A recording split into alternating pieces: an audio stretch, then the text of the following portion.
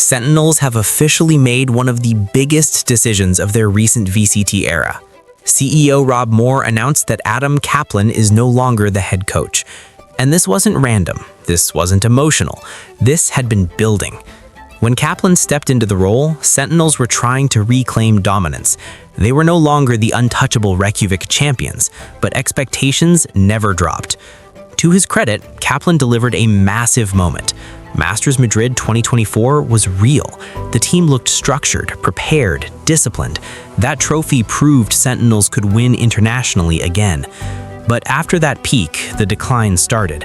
At Champions 2025, Sentinels finished last in their group after losses to XLG and Giant X.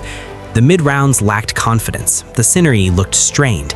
The identity that worked at Madrid wasn't there anymore. Kaplan tried to fix it. He adjusted roles, he reshaped systems, he supported major roster changes. After Champions, the organization approved a drastic rebuild. Bang, Zelsis, and Zekken were released. Redux, Kiyu, and Cortasia were brought in. This wasn't a light refresh, it was structural surgery. Kaplan believed the new direction would solve the deeper issues. Management backed it.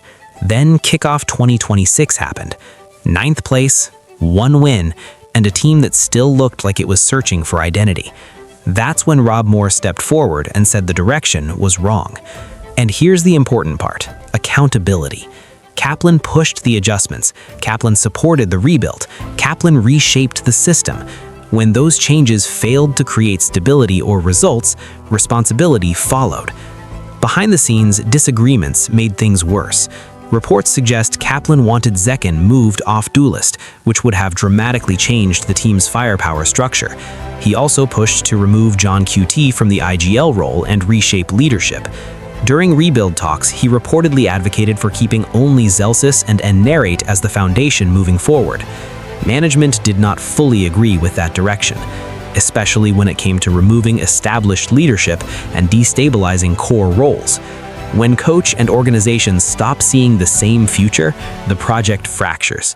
The instability reportedly became so serious that there was even a short window where Sentinels discussed an emergency substitute scenario before a match against Furia just to guarantee a complete lineup. That is not normal for a Tier 1 organization.